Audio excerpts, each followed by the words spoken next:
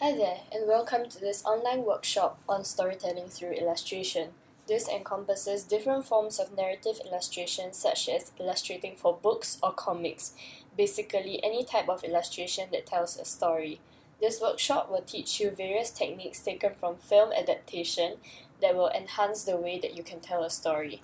The techniques will be broken down and conducted in a tutorial manner and will be going through different aspects of narrative illustration, such as character design and the use of color, all with the main goal of enhancing a story through expressive illustration. As illustrators, we realize that images have a lot of power and that they can convey more than they portray. Images, as we know, have the power to be symbolic. This means that the image is capable of communicating information beyond simply what it shows. For example, imagine a torn photograph. This immediately conveys different ideas such as a broken relationship between the people in the photograph, etc. Even when we don't have the full picture, we can gain a conclusion just from looking at the image. That is the power of the symbolic image. It's good for us to know this as image makers so that we can use this to our advantage through shapes, lines, form, colors, and all the different elements of art that make up an illustration. In this workshop, we will run through different concepts and techniques from film and have exercises to round off each lesson. Guiding materials for each lesson can also be downloaded from the website. This leads in nicely to our first lesson on shapes in character design.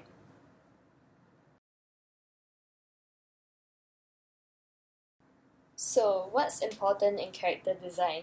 Good character design helps the audience to gain a vantage point into the character's personality and perhaps even their universe. What's most important in character design is that the viewer is able to get a clear idea of who they are. First impressions in character design are really important.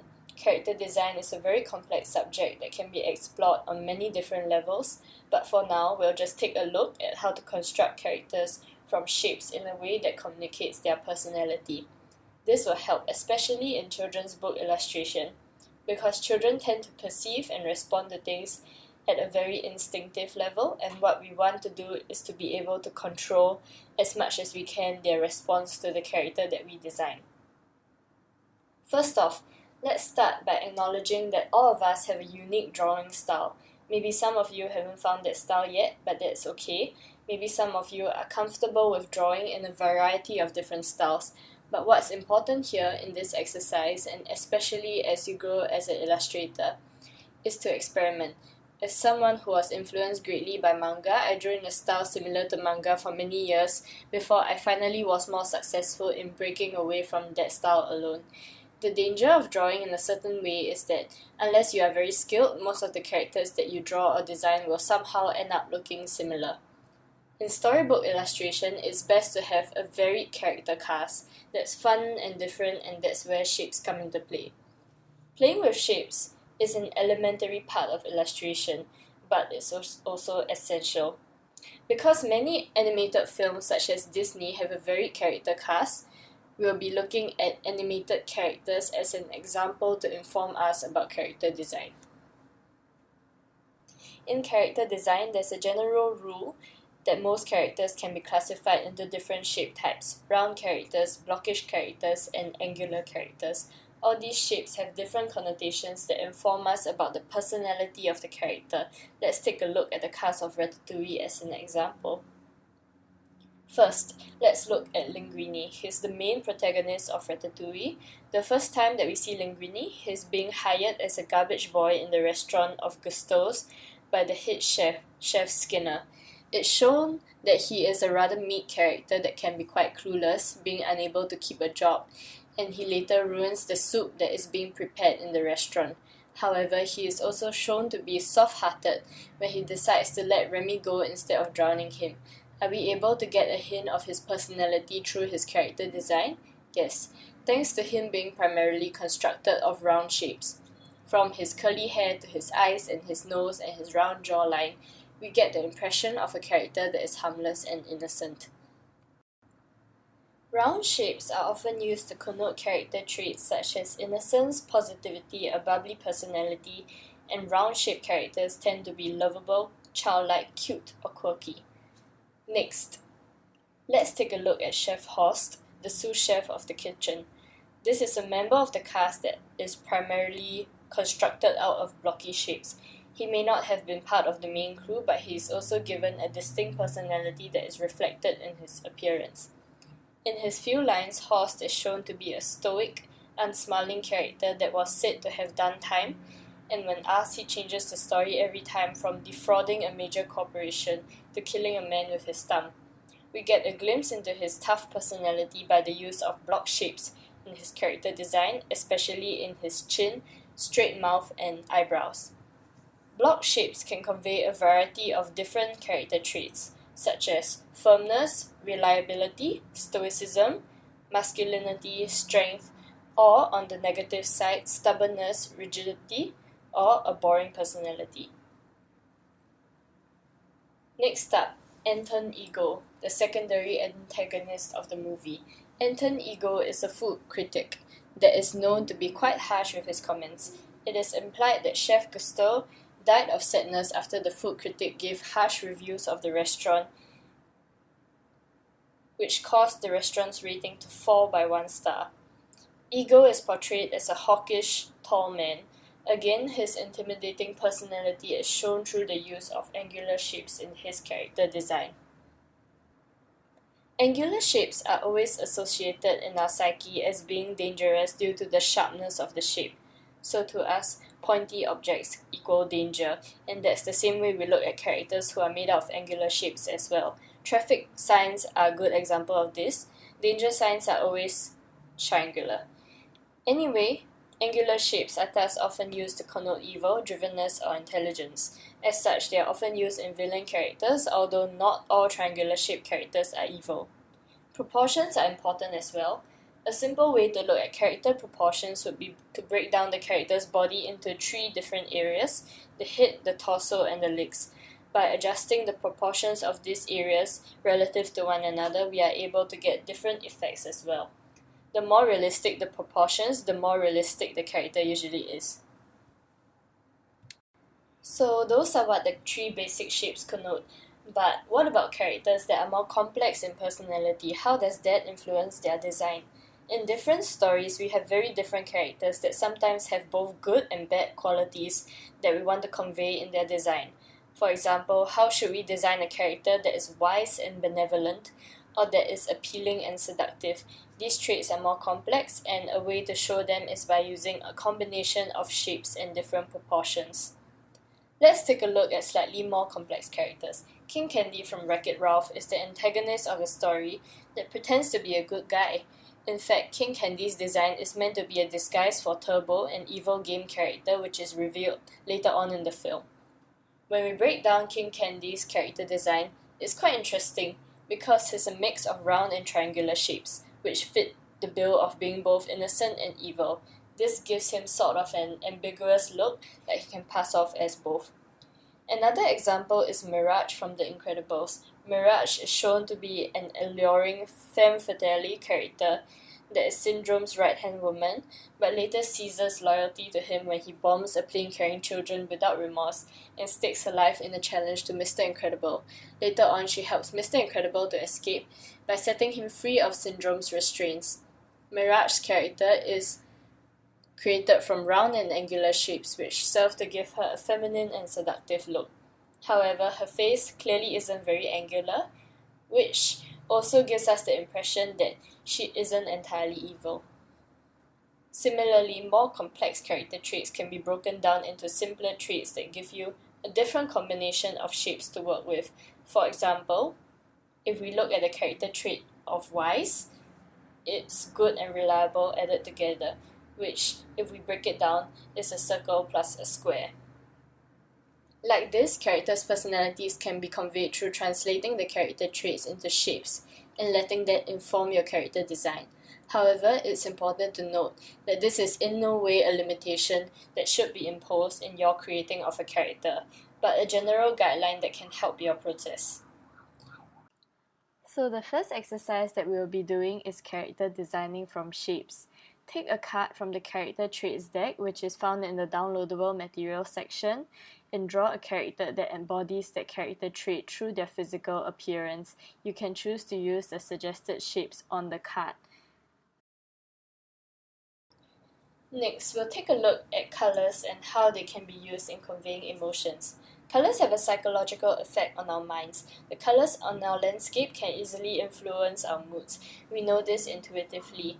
Especially in storytelling, colors play a huge role in giving the viewers the right mood and atmosphere. In film, the use of color, if done well, is intentional and purposeful in each scene, and the same can be applied to narrative illustration as well. This process of color choice is aided greatly through the creation of what animators refer to as a color script. What exactly is a color script? A color script is a colored storyboard of sorts that allows the artist or filmmaker to get a feel of the color progression in a story and see how it mirrors the flow of emotions and climaxes in a story. The practice of color scripting was first introduced by Pixar animator Ralph Eggleston in the pre-production phase of Toy Story 3. A storyboard is first drawn according to the script. Next, keyframes from the storyboard are selected and rendered in color. Color in storytelling can really be thought about as a flow. The more lively a scene, the more dynamic and bright the colors. The more sad a scene, the more subdued the colors are. The color script can help you to map out all of that. At the end of this chapter, we will do an exercise in color scripting. On top of color scripting, illustrators can work with different color schemes taken from film adaptation that give different moods to a scene. They can employ monochromatic colors, analogous colors, complementary colors, and triadic colors to change the emotions conveyed through that scene. Firstly, the use of monochromatic colors in film imposes a very strong emotional undercurrent to a scene, be it dynamic emotions through the use of loud colors or lulling emotions through the use of soft colors. Monochromatic colors are very good at conveying a single emotion in a scene. Analogous colors, on the other hand, bring a sense of color harmony to a scene. This works similarly to the way that monochromatic colors work, but often in a more comfortable manner. Complementary colors are used by filmmakers to invoke a feeling of conflict and tension in a scene. Because the two colors are opposite each other in the color wheel, there's a certain sense of dynamism that comes out in the use of this color scheme. Many movies have employed this to mirror external or even internal conflict. Triadic colors next. They are the least commonly used of the color schemes that I mentioned today, but they tend to be striking and dynamic. The contrast between the colors makes the colors pop. Knowing what the use of different color schemes can convey can help you to map out your colors accordingly in your color script at different points of the story. Two other techniques that can be easily applied from film to illustration are associative and transitional colors. Associative colors, as its name suggests, associates different colors with different characters or concepts.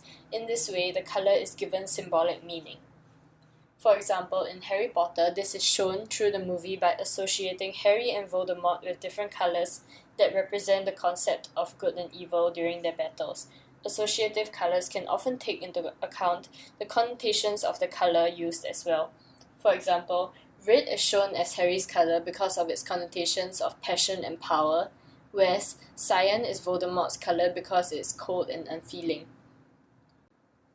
However, the meaning of each color is not set in stone, as Star Wars reverses the color associations for good and evil. Blue is good, representing justice and fairness, whereas red represents evil. Clever use of associative colors can be also used to draw focus to a specific object or character in the scene.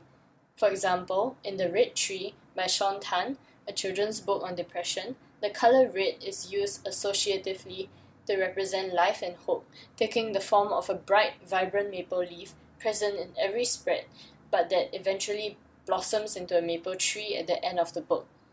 Associative color takes advantage of the psychological connotations of color and uses it to enhance storytelling, creating a visual pattern for the viewers to follow. The next technique from film is transitional colors. Transitional colors are used in both live action and animated movies alike. They are great for showing shifts in mood or emotions in a story. It can involve a desaturation of colors or even a change in hue completely.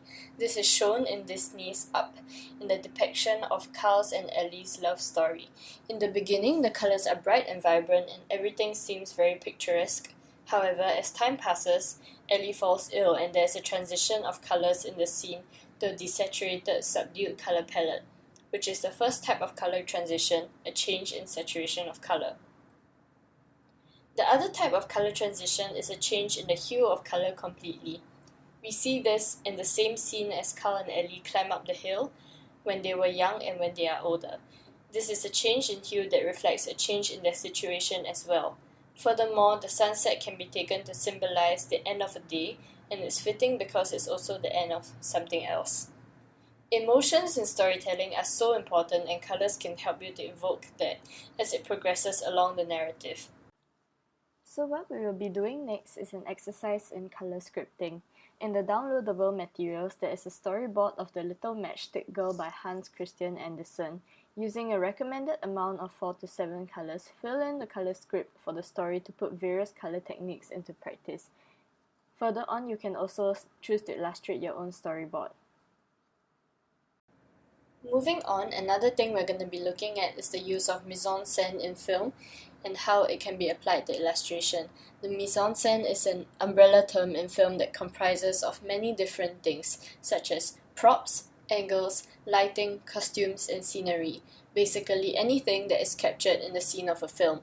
Since there are so many elements to cover, we will be taking a quick look at 3 main aspects of the mise-en-scène, which will be angles, props, and scenery, as it's also applicable to narrative illustration. Firstly, let's take a look at the angles from which a film is shot. There are many different types of angles which connote different things in a film. For example, some basic shots like top-down angles serve to make the subject of focus look small and weak, whereas down-up shots give the impression that the subject of focus is towering and menacing. Tilted camera angles, for example Dutch angles, are used to convey a sense of disorientation and usually fear. Different angles can bring a very different meaning to an image just by the way that it's framed. However, most of the time, illustrators tend to use a very standard point of view in their illustrations that gives it a very neutral perspective. Employing different angles in your illustrations can give it a sense of dynamism and enhance your compositions. In films, props can be used to indicate a specific time era or context, or to enhance a character. In illustration, although we don't work with 3-dimensional props, the illustrator can still take into account the objects that are being illustrated to establish a scene. The thoughtful illustration of props can therefore benefit an illustration greatly and help to enhance characterization. It can give your character personality. Imagine creating a fantasy hero character and designing their clothes and their weapons, for example. The design of each weapon or item that is associated with a character can say a lot about their personality or their history. If your story character is not in a fantasy universe, it can even be everyday objects that are associated with your character, like a memento or a favorite object. It can even be a favorite food that viewers eventually come to associate with your character over the course of the story. Cues like that help to establish and flesh out characterization for the viewers. Other than helping in characterization, props can also act as metaphors to simplify or communicate more complex themes or ideas in a way that makes it relatable to the audience. For example, if you are illustrating a children's book on a heavy theme such as loss, like the loss of a parent, you can choose to use a metaphor to convey the theme in a way that children can understand and relate to. If the book's theme is central on letting go, for example, you may choose to show this through the metaphor of a balloon, which the child can let go of at the end of the story. Again, this is the connotative power of the image coming into play that aids the audience in grasping a theme. This doesn't necessarily only apply to a younger target audience, but it can be a more universal, artful way of communicating deeper themes and topics. Next, let's take a look at scenery. Scenery is a big part of illustration and film alike. This is the importance of illustrating scenery that is expressive.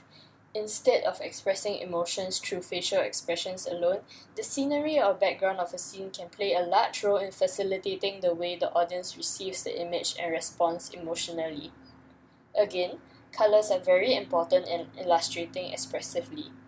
The lighting in the scene always affects the colors used, so when you're drawing scenery, think about where the light is coming from. Remember the color schemes that we talked about previously? You can employ color schemes, especially in the illustration of imagery, to bring out different effects. In the downloadable toolkit, there are worksheets to help you along to practice these. The key to improving technical skill is really just to keep practicing. However, do remember to consider things that you've perhaps never considered before, such as the use of props as metaphors, different angles in your illustrations, and expressive or evocative scenery to convey emotional messages in the story. The third thing that we'll be looking at today is illustrating evocative scenery. Using a card from the location prompt deck and the emotive adjectives prompt deck, which can be found in the downloadable materials page, match the two prompts together to illustrate a scenery landscape that brings out that particular emotion. You can decide if you want to pair the cards together or match them randomly for a fun, more unpredictable outcome. You can use this as a springboard for practicing illustrating scenery that is emotionally charged. Lastly, another unexpected thing that we can take away from film is the use of music in conceptualization. It sounds strange that music can play a role in conceptualizing an illustration. However, in the process of research, I've come to realize that both filmmakers and authors incorporate music as a primary part of their process. For example, Haruki Murakami was inspired by various songs to write his novels, of which the songs featured prominently, such as Norwegian Wood, Osukuru, Tazaki, and his endless years of pilgrimage. Leitmotifs are an interesting, effective way to assign qualities to the characters that can come out in the visualization of the scenes and characters. A leitmotif is defined as a recurrent theme throughout a musical or literary composition, associated with a particular person, idea, or situation. Characters in films often have leitmotifs that establish their sense of character. In How to Train Your Dragon, for example, Hiccup is represented by a flute, a sound that is light and mellow, Astrid by a violin, and other Viking characters by brass instruments, which are heavy sounds that can be quite dynamic. This further reinforces their sense of personality, and it's quite interesting to listen back on the soundtracks knowing that each instrument is tied to a character. So, how can we apply this to illustration? Choosing a soundtrack to tie in with a character in the story can play a big role in aiding you to have a consistent feel of the character in the process of designing them. Music is an emotive experience and can inform many things about illustration, such as the use of colors or even how the character is designed. In writing, authors sometimes assign characters theme songs that give them the right vibe as a point of reference when fleshing out a character. And as illustrators, we can do that as well. The next time you are coming up with a character design, try attaching a musical piece or song to the character to get a more solid sense of their personality and see how that influences your character design. In the following exercise, I will be running you through the creation of a character design inspired by leitmotifs. It's a fun way to practice incorporating leitmotifs into your illustration process. In this exercise, what we will be doing is essentially to create a character that is based off a song or an instrumental piece, making it a visual representation of the music. This character design will be informed by different aspects of the music, its song lyrics if any, the instrumentals, the tempo, and the genre of music. You can start off first by choosing a song, then listening to it a few times and really soak it in. And if need be, let the things that I mentioned inform the design of your character.